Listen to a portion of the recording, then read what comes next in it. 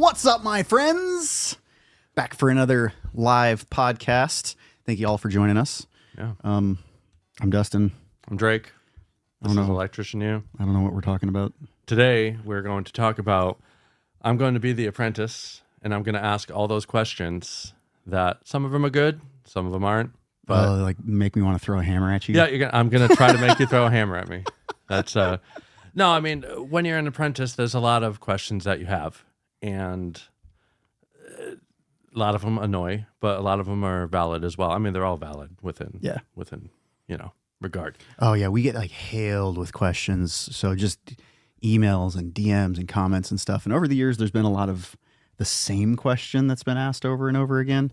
But there's also been some questions that are just like, I can tell the generation switch has happened where I'm becoming an old man now. Yeah. And I'm kind of like, there's these younger guys that are asking questions that I think are just stupid questions, you know, like, do I have to show up to work every day? Kind of, you know. Well, we'll get to the questions. All right. So while I'm asking questions and he's answering, in the comments, give your questions if you're an apprentice. If you do have some questions, put them in there. If you're a journeyman or a master electrician, share some of the wonderful questions you've been asked. Yeah, I would love to hear other people's stuff. Yeah, absolutely. And then we'll answer them for the most part. So let's start off. Let's start off with a pretty good one. Why do I have to wear PPE if I'm just watching?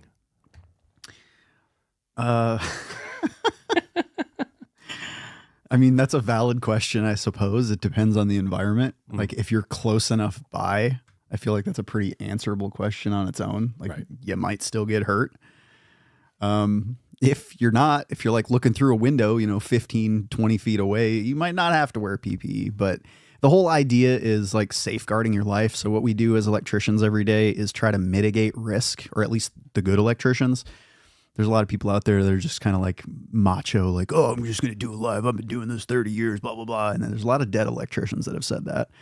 But I think mitigating risk is the responsible way to be an electrician. So we do have to work in live environments. We do have to wear PPE. I'm not one of those people that's like, never work live, don't ever do it. No, dude, right. I've worked live so many times and, I've worn PPE and protected myself. But as an electrician, you have a really risky job.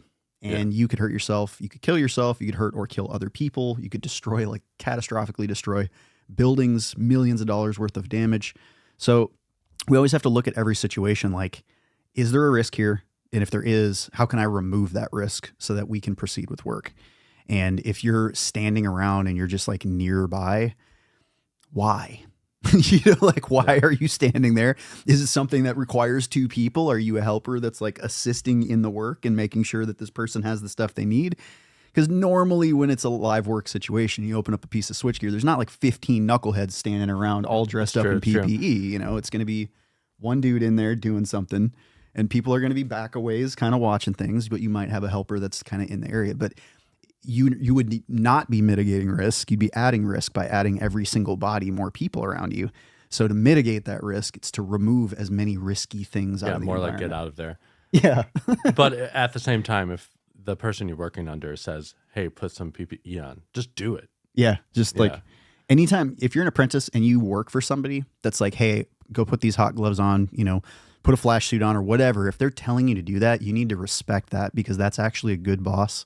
That's somebody that cares about your life and is not willing to risk you for that. Yeah. So I actually really appreciate a company that's just like, no, dude, don't touch that. I'm not letting you do that. We're going to turn the power off. Or if you have to work live, they've done so much training of how you do this and they take care of their gloves and all the things, right? Like those are great companies to work for because you're not going to die working for those companies. Most likely. Let's check out some comments here. All right. This one's funny. Frank, happy Friday. Thank you. Sorry, I didn't even see what you no, it's just the name of his, my life is a dumpster fire. That's just a funny name. Any tips for bending rigid pipe? Yeah. Eat a lot more, grow some ass. You need a little bit of, you need a little bit of dump in that trunk. Yeah. Oh, it's funny. Like I'm shorter than I think a lot of people realize. I'm 5'9", 10 with boots. But I've like always weighed around 170. I'm probably 200 now. I've gained some weight. But for me to bend like really large conduit by hand, is funny to watch because I have to put my entire body into it, Yeah, especially when it's you not start easy. getting into rigid. Yeah, dude. Just grow some muscle, practice more, Yeah. stomp practice. a lot, maybe get a really big person around you to do it for you. All right, I got another question here. Do I have to bring my own tools or can I just use yours? That's a stupid question. I know. Well, okay. Well, that kind of goes along with I'm an apprentice and I have not much money. Do I have to buy Klein tools or can I buy some cheap stuff? Okay, that's actually a decent question. Most of the time, I think apprentices show up with a secondhand set of dad's old tools. I did when I first started. Luckily, my dad was a tradesman, so he had Klein stuff and he had like good rigid drills at the time, and he gave me like a leather pouch thing to bring in. But it was a scrappy set of stuff. It was all his leftover. It wasn't wooden handles. You know? Yeah.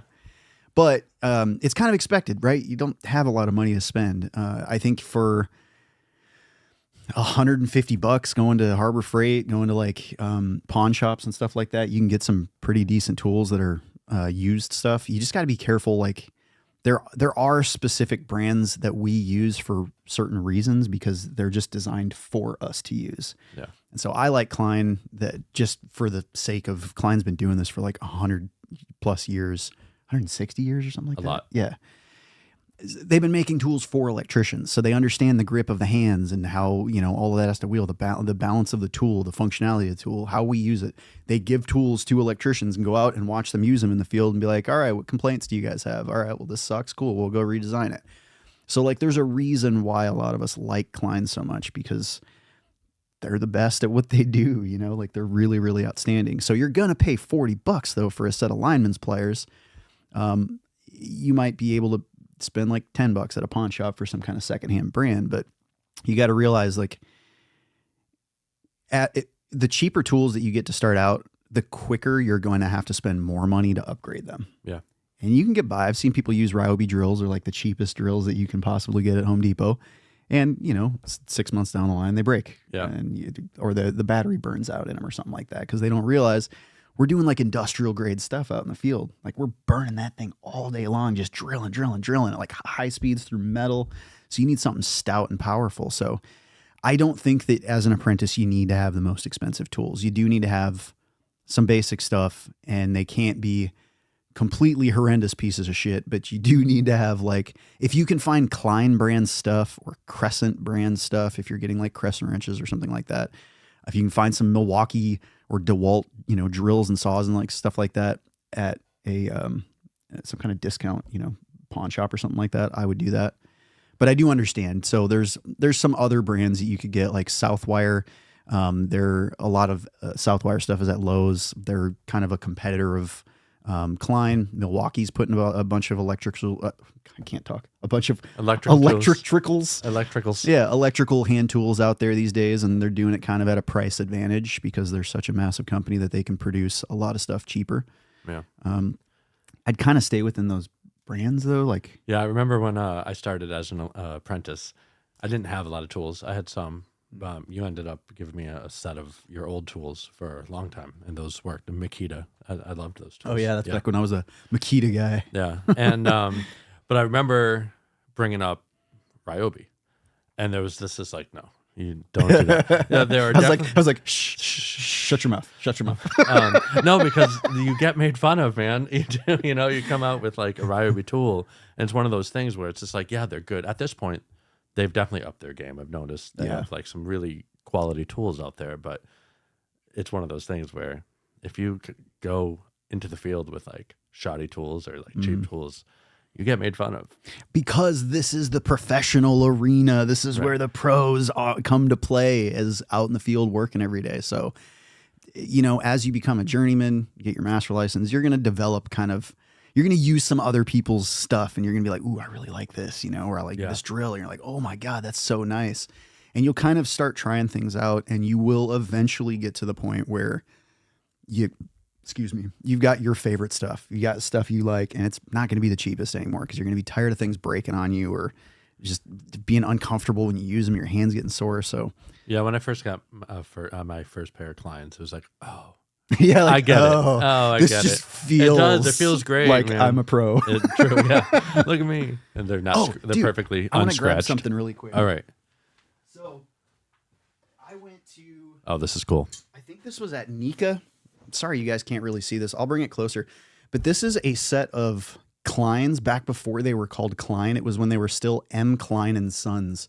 This is 1-8. Some of you tool heads out there might be able to better identify like anything cool about this. But look at this. Oh, it's blurry. Yeah, we have it focused back here. Dang it. Okay. This is like turn of the century pair of lineman's pliers. There's no insulation on them now. But this dude just gave me this, and he's like, this is an ancient artifact, you know? Like, this is before the normal Klein name. Oh, I bet nobody could hear me because I was so far away from the mic. No, it probably was heard. Yeah. Yeah. Anyways, pretty awesome. Cool. Let's look at some comments here. Okay. What do we got? Ryobi, job site theft prevention. That's actually a good point.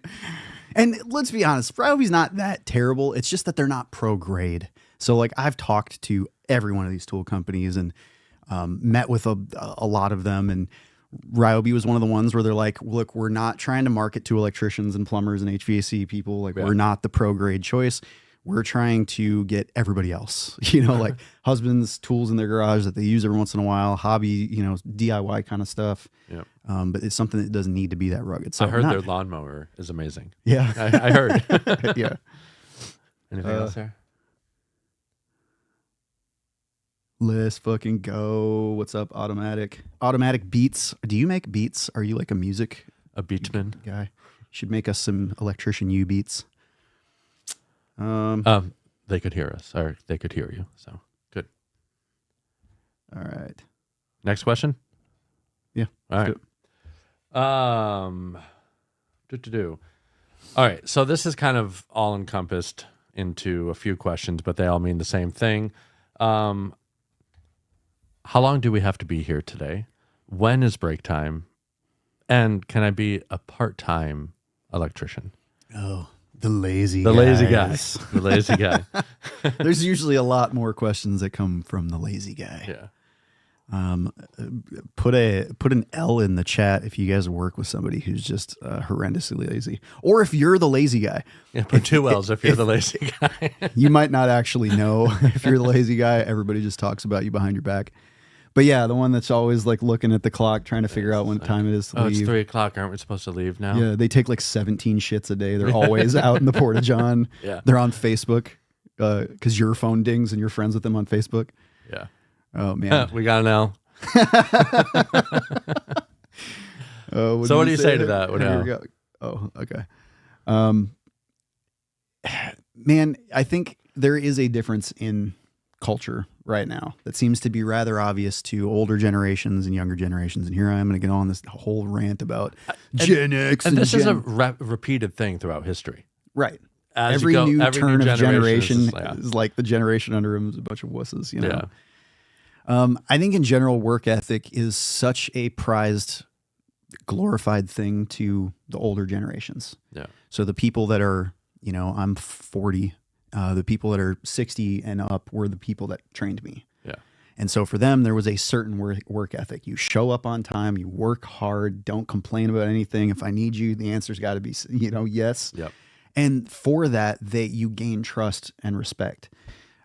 So people my age, we still kind of have that old school ideal where it's like we respect that too because we were trained under that.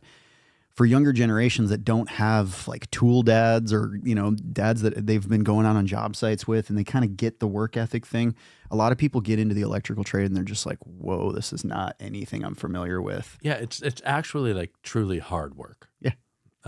Which any trade. Any I trade. mean, really, yeah. And most jobs have a lot of work to do, but when it comes to electrical and trades, there's a lot of physicality to it. There's a lot of getting the job done mentality. Yeah. You can't just leave a house half wired. Yeah. You know, or a problem half finished. So Unsafe. Yeah. I mean, there is kind of reward currency, respect in like doing a good job. Yeah. And if you're somebody that works long hours and works late to get it done, like that's another thing that's just kind of seen as like a respectable thing. Not to get confused with you work so slow that you have to stay till midnight to get it finished. Yeah. But even that depends. I've worked with some people that are really slow and they do the most phenomenal work you're ever going to see. But all their jobs are not profitable because, they're just dragging these jobs out forever. So there is this balance where you got to like do things fast and sacrifice a little bit of quality to get it done, but also work slow enough that you can ensure quality. So yeah. Now, what about being a part-time electrician? Oh yeah, you can't be a part-time electrician. So I get this question by people all the time.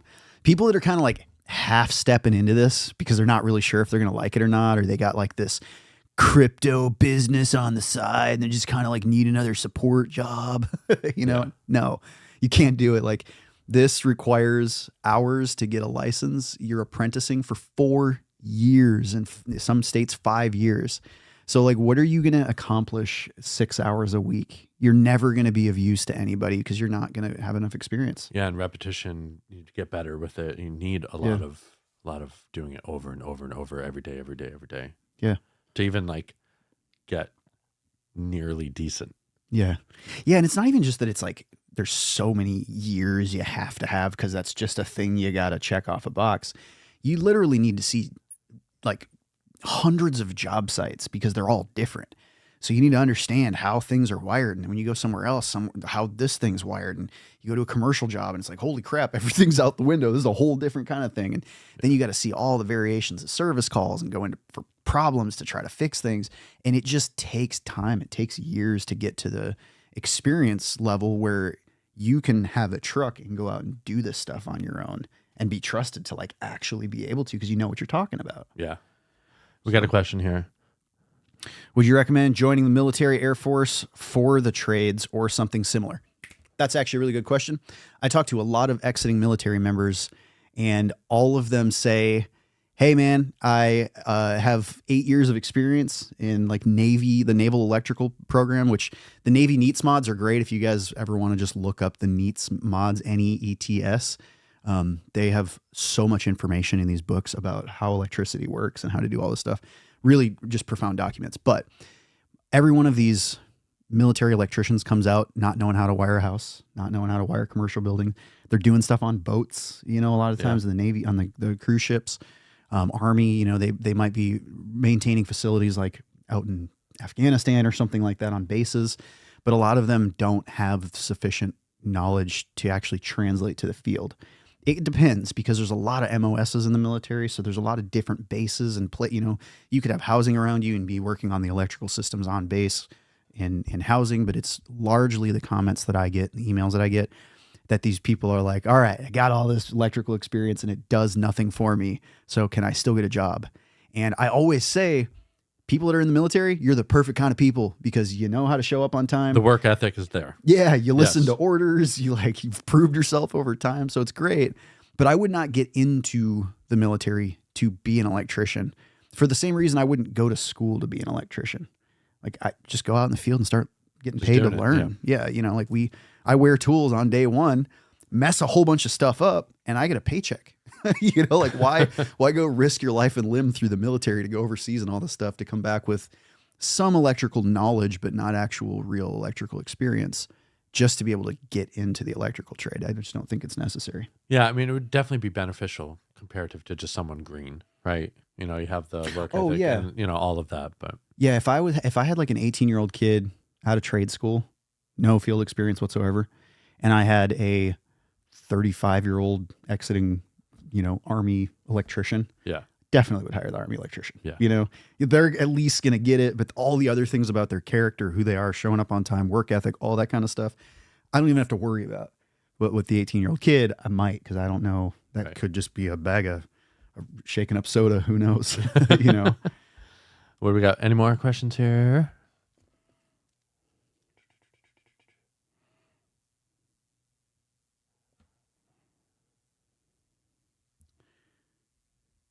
Okay, Anthony Bowell. We probably should scroll up to. We're all the way at the bottom. Oh, yeah. On your website, it doesn't show any help for those in Florida. Are you talking about continuing education? We have certain states that we've gotten approvals for. So like every single state that has continuing ed, and only like half the states in the U.S. even require continuing ed. But of those states, there's some courses that we just haven't built yet.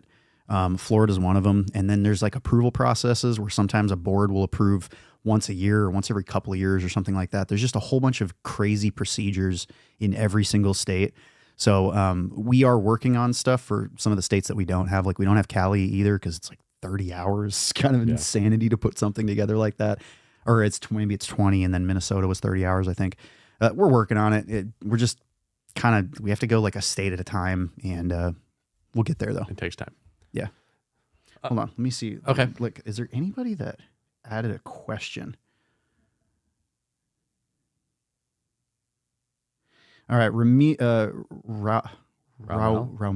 I've never seen that name. Rodriguez. Raumel.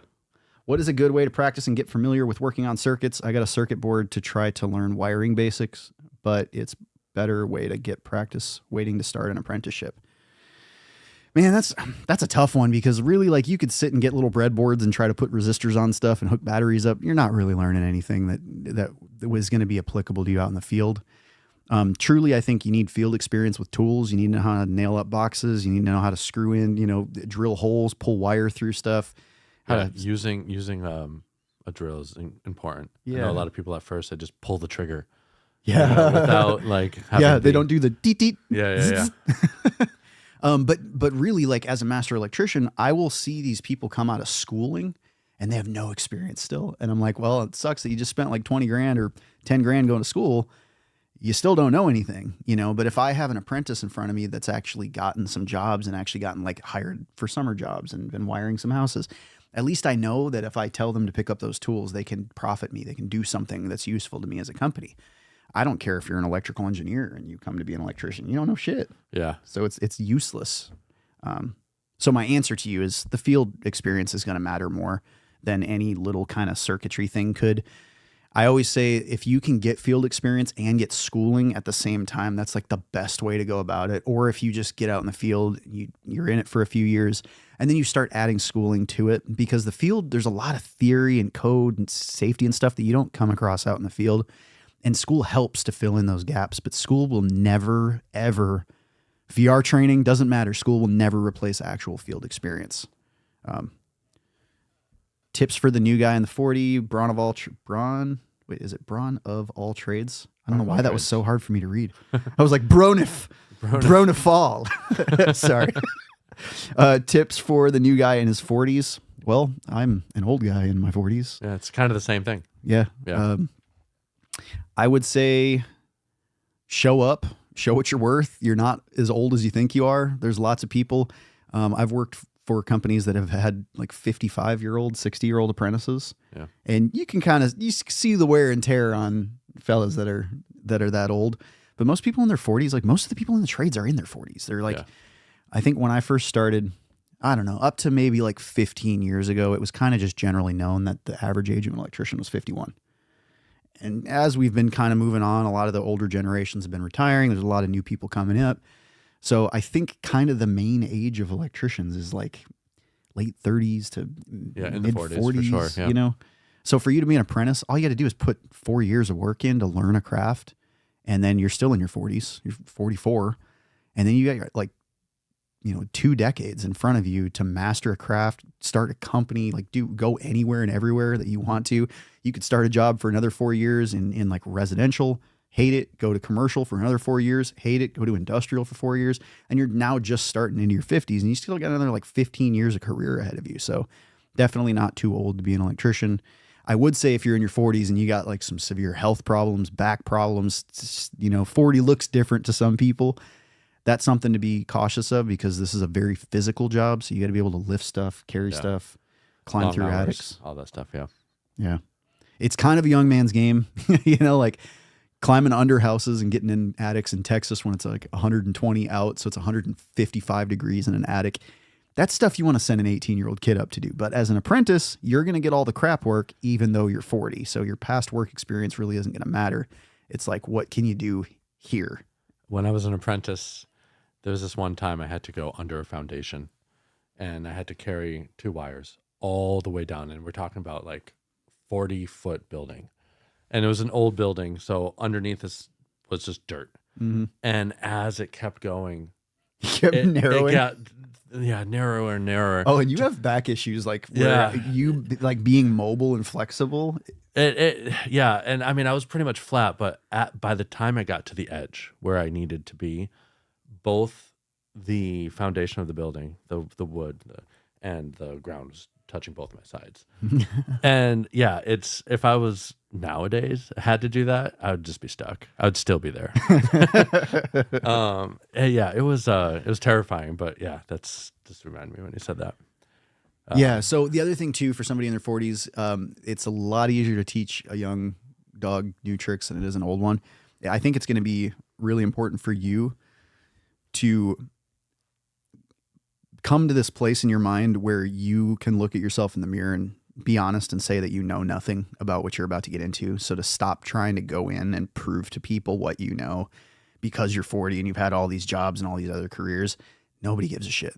Like truly, if you're that guy that keeps having to be like, well, I already knew, I know my last job I did it, nobody cares. You just shut your mouth and do the work.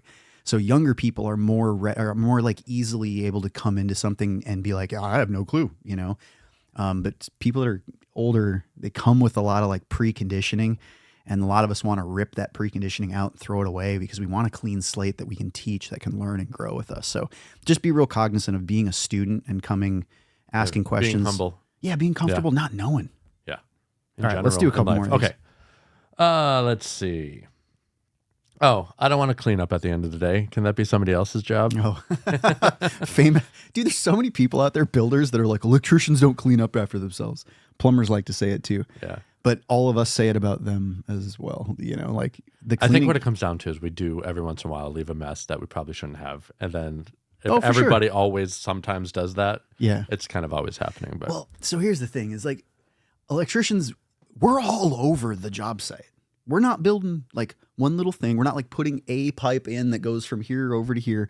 We're like every square inch of every portion of every building. There's wires in literally everything. Yeah. So we drill out everywhere. It dumps wood all over. So we make huge messes. And so the chance of like one room getting a little bit less swept than another room, you know? Happens. Yeah. If it was like we were only working here and we didn't clean up our mess, like that's kind of an asshole thing to do. Yeah. But like, I don't know. There's just a lot to clean up. And also what annoys a lot of builders for some reason is when we strip the tips off of a wire, that little red thing goes over there. Yeah. I don't know, as an electrician, it doesn't bother me, but I just see it all the time, like little things. And I try to pick them up. But like there's builders out there that have like an eagle eye, and they will just see this one little like 18 gauge little like nothing in the corner of a room, and they're like, electricians never clean up. And it's like, do you realize the 30 metric tons of stuff I cleaned up here, and that's the one thing you're focusing on? Yeah, I think the one thing, well, as being an electrician, one of the things that I kind of brought into my life is a job isn't finished until cleanup is finished. Like you have all this work, and then it's just like the job isn't done. Even though the job is done, it's not done until it's cleaned up. Yeah. It's just something you have to have in mind, because there's going to be people behind you, or like you're in somebody's house. If you're in somebody's house, pick the mess up. Yeah. Yeah. Yeah. I hate walking onto a job site where when I walk through the threshold of the door to like get into the job site, there's like plumber fittings and pipe and just stuff everywhere. And I'm tripping over stuff. That pisses me off. So you got to think of it from like an electrician's or from a builder's standpoint, or anybody else. When you walk into a job and an electrician left and they didn't clean anything, it looks awful. Yeah. Like it looks so unprofessional and disrespectful that you didn't think to clean up the space so that all the other professionals working around you can work their professional jobs. So I feel kind of in support of that. Like I would rather the people that work with me clean up as they go. So especially like during trim out, a lot of times we're putting in devices and you're pulling stuff out of boxes and you're just have cutting a box. Things off. You just have a little box that you move, kick it with your foot, keep it down next to you. Maybe like a medium box, but just keep throwing your stuff in there. And then at the end of the day, you'll look around and be like, holy crap, there's no mess anywhere. Yeah. And now I don't have to take 20 minutes to go clean up the entire job site because I've been doing it as I go. So even if you're just doing some little small task and there's like carpet under you and you're at some office building or something like that, get like a little portable vacuum cleaner and like a little Ryobi makes one. This podcast is brought to you by no, no, definitely not. But you know, like if you do something and you make a little bit of a mess, if you didn't have the forethought to put like plastic down and not make the mess in the first place, like I think a really good professional electrician should, immediately clean up. Like every single thing that you touch, immediately clean up. It's just a professionalism thing. And I'm sure there's a ton of people that will disagree with me and be like, that's not necessary. You're wasting time because it's taking you all that time every time, whatever, you know? Right.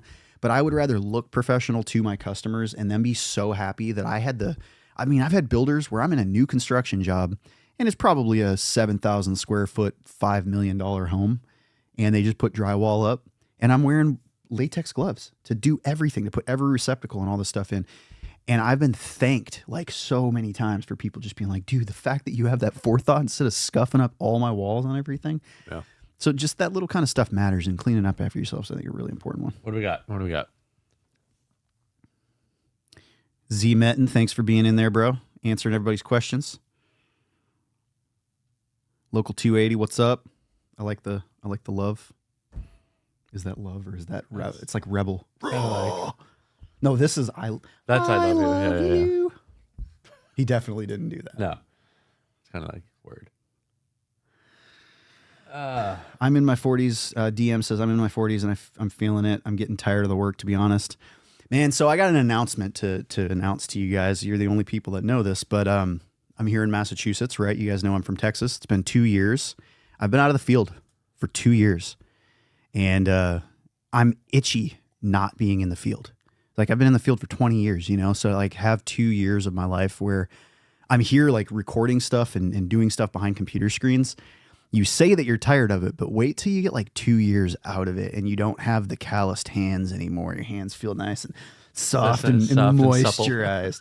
So anyways, my announcement is I'm moving back to Austin, probably in the next couple of months. My lease is ending in a month, but I'm trying to buy another house out there. So if any of you guys are in Austin, you're looking for a job, I'm going back out in the field. I got a guy there that's been running my company, my electrical contracting company for the last 2 years. But the whole goal of all this is to film out in the field and grow an electrical contracting company, because we get a lot of people that ask like, hey, I'm starting my own company and I don't know how to do this and how to do that. So I think what I want to do is show people how to like build a company from the ground up. Yeah, from like day one, and you know how to hire and how to do all that kind of stuff. So if you guys are in Austin, you're looking for a job, hit me up. All right, I got another one here. This is, you know what this means. Do you want to see the TikTok I just made? What does that mean? Like you have an OnlyFans? You said that in such a weird way. No, I meant like there's more to that question. Like show me your memes. Yeah, like hey, here's my phone. Do you want? Let me show you. Let me show you my phone. Do you want to see my phone? Oh yeah, dude, that pisses me off more than anything. So yeah, can I show you the TikTok I made? It's easy for me as a guy that makes TikToks and literally records myself making TikToks all day long, to yell an apprentice for recording themselves making TikToks. Right. I can't, you know. But here's the thing also, like I could work circles around an apprentice trying to record themselves doing stuff, you know. There's a time and place for things. Yeah. Right. So like I'm not a good person to ask because literally I've been for the last 10 years recording myself. Let me see the TikTok. Yeah, I would. I'd be like, let me see. It's like, you know, need a little bit of, it sucks. Try again. Right. But most people are not. Show me a break, really. Yeah, like at lunchtime, definitely check it out for you. Give you some tips. Yeah. The phone thing, dude. The phone thing's a really tough one.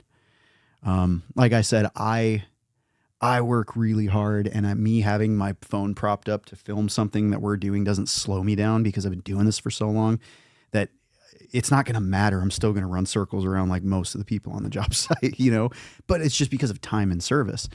As an apprentice, you're there to learn. You're not there to record TikToks. Plus, I own the company, so I can get away with doing that, you know? Right, sure. But yeah, you're an apprentice. You're there to learn. You're not there to be on your phone. And I think for your generation, it's going to be the hardest thing for y'all to get used to, is this phone battle with the older generation. And again, it's just a work ethic thing. So you got to understand that, like me, at the age that I'm at, I'm in between two generations. I'm in between the old guys that are kind of running the industry and the young guys, from which I have a son who's also been in the field. So I get your guys' generation. I understand that we have no clue what it's like to have grown up from day one, crawling around with phones in front of our faces and parents that were so busy that they were working all the time. And they just had this screen thing at all times, and their entire culture came up and was raised on screens, and now their personas are on screens. These people don't exist without screens. Every single thing they do, they rely on some sort of phone version to do it. So from us in our 40s, we honestly cannot sit and say that we know what that's like. We can observe it from the outside and judge it all we want. But so I understand the two different generations. There's like a literal, understandable, an addiction that you guys have been programmed into with your phones. And we have it too. Like, fuck, I'm on this thing my all phone's literally right here. Or both of ours, Yeah, right? yeah, You know, so I get it. The older generation above me does not. No. Their phones are probably like in their kitchen, and if it's past 6 o'clock, you're not going to hear from them because they're not going to answer their phone. No. There's a huge disrespect that happens between those two things. So you just have to understand that you're getting into a trade where work ethic and working is the only thing. You're there. You're getting paid for every second you're working. You're not getting paid to sit and dick around and talk to Sally on TikTok and stuff like that. So it's probably going to get you fired, and it's probably going to be the one thing that is the most contentious reason why you don't work out at places. So if you can kind of keep a lid on that. Now, I feel like if you're a super awesome apprentice and you're working hard every day, and then you want to like take a picture of the good job that you did, you know, right? We would be like, oh yeah, no, you're proud of what you're doing. There's actually something kind of cool about that. Yeah. But if you're just like half working, half just scrolling, yeah, there's a difference. There's a difference between like, oh, dude, check this out. I just wired this. Boom, put your phone away. Get back to work. Yeah. It's the incessant over and over. Every time I walk into a room, you're sitting down and you're like phone in front of your face, laughing about some video you're watching or something. And it's like, yo, what are you doing? Get off your phone, dude. You're supposed to be working. This is the third time today I've gone around into a room and I see you just sitting over there in the corner screwing off on your phone. That's what I'm talking about. Yeah, that's different. It's way different. Like my phone goes off all the time when I'm on job sites. Usually though, when you're a journeyman running a job is going to have to be on their phone a lot because they've got the boss calling. They're looking up material stuff. They're trying to get a hold of supply houses. They got a plan in front of them and their calculator is their phone. You know, like it's a very, very different reason why they're on their phone than when you're on your phone. But here's also the thing. If you got stuff going on in your life and you like need to be on your phone for one day, just tell the people around you. Yeah. Be like, you know, I'm never on my phone, guys, but like today, my dad's in the hospital, whatever. I just got some stuff going on, so I need to be on my phone. Everybody's going to be fine with that because it's not a pattern with you all the time. Do we have any questions here? Yo, how are we doing on time? I don't know. 1 o'clock. 40 minutes? No, wait. When did we start? 12:30? Yeah, we got a couple more questions here. We got a couple more questions here. We got Beal Simmons. I know this is for dumb questions, but I was just wondering how you deal with imposter syndrome. Ooh, I just got a raise and it's hitting hard. This I could do a 45-minute rant on. 2 sentences. Imposter syndrome, dude. That's a really good one that even I, sitting here in front of a camera, deal with. And I've been doing this for 10 years. I've been doing electrical for almost 20 years, and I will still get to jobs where I'm like, oh, damn, I've never done this before. I don't even know what to do, you know? So that's never going to go away. I think that as you build confidence in a thing, you stop worrying about that so much. Like even when I started filming content and talking, I was one of the first people to start making content for electrical. And at first it was like really great. All the comments were awesome. But then every once in a while you get these like life smashers where they just want to destroy everything that you're about. They just hate you and they want the world to hate you. And so very quickly you can start to be like, oh, dude, who the hell am I to be talking to anybody? Like, what do I know? You know? So I totally get it. But at a certain level, you got to realize everybody's going through that. Everybody has varying degrees of confidence in where they are and nobody knows everything. Right. Everybody makes mistakes. Yeah. I'm sure with you on stage, like even performing like shows, there's times where you're probably like, I don't feel good about this one. They're going to find out that like we didn't practice or. You know, when I approach companies and businesses, when I'm doing the business thing, there's a lot of times where I'm like moderately talking right above my level. Yeah, right. You know? You're trying to like appear to be. Yeah, and it's just like I am this if you think I'm doing this, right? Yeah. And that's part of like promoting yourself in general, like being the thing that you want to be, right?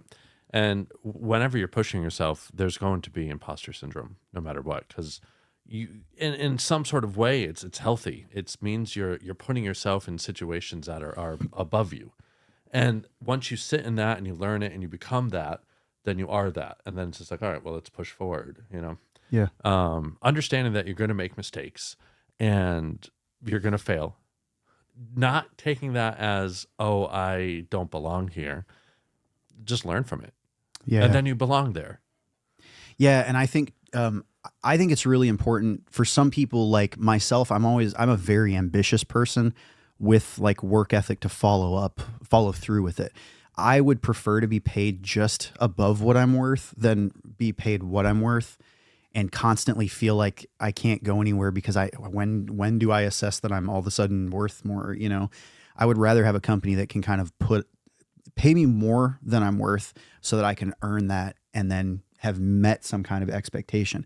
That's just always done well for me. So if you're like an apprentice, right, and you're like a second-year apprentice and you happen to get a job offer from somebody and you kind of fib a little bit and be like, yeah, I know this and I know that, and they're going to give you a company truck and a company phone and like $7 more an hour, you should feel imposter syndrome because you're not actually worth that at all. Yeah, so, I mean, that's more, you're not being truthful. You are an imposter. Yeah. At that point, right? Yeah. Actually, that's a really good point. That's not real. Yeah. But most companies understand that when they like give somebody a raise, it's kind of a like, ooh, I need to step my game up a little bit. Yeah. And that's something that I say to people when I give somebody a raise. I always say like, hey, you're doing better than you did a year ago, but this raise doesn't just represent you've been here a year, so you just get money. With every raise I give you, I'm going to expect more of you. I'm going to expect you to learn more, study more outside of work. I want you to become better, and you'll keep getting raises the more you're out there challenging yourself and trying to be better. But it's don't worry about like feeling like you're an imposter unless you're actually duping somebody and convince them to give you a job that you don't deserve. But a lot of bosses want to give people something just right above what they can do to see if they will rise to that and become that thing. So I'm seeing some responses to the title of this. So let's get to this question. Oh, the sandals? Yeah. All right. I was wondering like, what, here it comes. Here it comes. Art? Can I wear sandals to work? No. God. Can I wear shorts to work? Like, why would that even be a question? Well, okay. So shorts, a lot of the resi companies out there are guys wearing like Crocs and shorts every day. Yeah. I saw somebody say they wear Crocs. I don't know if it was just a joke because I also see I wear high heels to work. Yeah. Troll. Yeah. So there's a certain body of things that are OSHA. OSHA regulates certain environments, certain things. But there are a lot of things that are up to an owner of a company to decide what kind of clothing is worn. So you might have a company, I've worked for companies that allow you to wear shorts. I mean, it's Texas, 120 degrees out every single day and you're working outside and they allow you to wear shorts. I will say that if you wear like shoes, like the tennis shoes, like sneakers, you're going to mess your feet up. Yeah. If you wear boots, you're not going to mess your feet up. If you wear shorts, you're going to mess your legs up. Seriously, you're going to mess your legs up. If you wear pants, you're not going to. So it's kind of, it's like if you're going to work in a job that's got a whole bunch of insulation that you got to swim through, wear long sleeves, right? You wouldn't just go in and wear like a tank top in that environment. So I don't know, be smart about it. Whatever your boss requires is fine. I'm just a fan of people wearing pants and boots because it's, again, I'm talking about that whole mitigating risk thing. It's removing one layer of something stupid. There's always stuff dropping on the floor. You drop a bundle of conduit and there goes your foot. You have a truck run over your foot. There goes your foot. Yeah. Like, there's a million ways you can hurt your feet. Side note, never leave a hammer on top of a ladder. Oh, I've seen bleeding electricians just scathing, like cussing mad because an apprentice did that, or they did it to themselves. Or the drill. They'll set the drill up on top of there, and so you got this full Milwaukee drill with a bit on it, and they move the ladder, and it's just yeah. And if you're wearing a sandal, it's gonna ruin your foot. Yeah, I get the Crocs thing too, like for comfort, kind of. It's like walking on clouds every day, but also nails go through Crocs. Yeah. Also, just like electrical insulation. Like to get not electrocuted. Yeah, but here's the thing in like new construction, residential. Sure. You're never dealing with power. You'll be on like a job for 8 months and then you go to energize and hook up power. But still, the Crocs thing is really. Don't they fall off easy? Yeah, it's just I think there's two kinds of people that like how they work. is like there's the people that are just chilling, and there's the people that are like not just chilling. Yeah. And the people that are like just chilling are probably people that are wearing sandals and Crocs to a job site and shorts. And I don't know. That's just my personal opinion. All right. I have one more question. Why do I have to do neat work if no one's going to see my work in the walls? My favorite question. Yes. Because fucking take pride in your work, man. Like everything that you don't take yourself too seriously, but take what you do in life with deadly seriousness. Like if you're going to do a thing, be good at it. Like why be shitty at something ever? Also with electrical work. Yeah. You know, it can burn down houses. Yeah. Like doing ugly pipe work or conduit work isn't going to kill anybody. Right. It just looks like dog ass. And if I go in to charge somebody a bunch of money for doing work, I don't want to be embarrassed that like I'm handing you a $10,000 bill for like literally a spaghetti bowl of metal on a wall because some idiot didn't know how to do anything. Like I want a t-shirt that says all of that. yeah. If one of you guys makes a t-shirt, I will buy it. That I just clip that thing and make a t-shirt. What do we got? Do we got any more questions before we go here?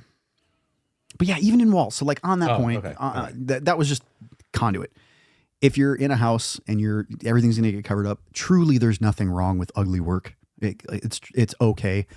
The only exception that I say to that is good luck getting your inspections because an inspector is going to walk in after getting off of a different job where somebody has impeccable work. They're going to come to yours next and be like, holy shit, this is terrible. So because this looks terrible, I'm going to take a lot closer look at everything else because if they didn't care enough to like make this look like they're a professional, they're probably not a professional. Truly. That's my piece about it. It's true. All right, what we got? What's this? Hi, I'm beginner in electricity, and I have ESP 32 project. Bro, I don't even know what you're talking about. Yes, I'm sorry, I have no clue what you're talking. What is ESP 32? 3 volts, ultrasonic sensor 5 volts. Do any of you super nerds out there have any idea what this dude's talking about? Or dude or dudette? Dudette. I shouldn't assume. No. Zach says, yeah, Drake t-shirts when. All right. Are you going to the super code in Plymouth? Actually, yes. Tim, is that you? Can you just like, is this Tim? Yeah, I got invited to go to that, and I think that it would be really great. The one thing that I haven't really been involved with are the people in the code ecosystem. Like I've met tons and tons of people that are on the code making panel, but I think I'm kind of getting to the age where I think my involvement in it, what I'm doing with my life in my career right now is I feel like I'm just giving back because this trade has changed everything in my life. Like it's given me who I am and everything that I have. And I just feel so like, I feel like I have to give back. And I think part of that is like code. We have people that are, you know, aging, and just like as electricians, we're losing more people and we need younger people to fill in the ranks. I just think there needs to be more youth involvement in code as well. So I've had this interest lately in like just becoming more involved with the code process.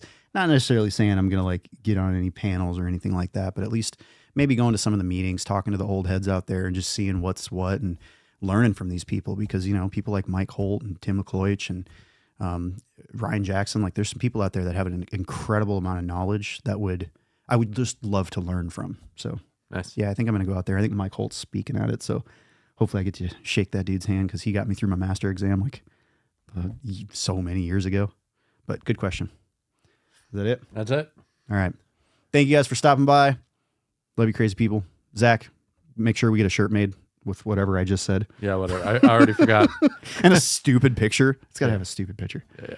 All right. Love you crazy people. We'll see you in the next one.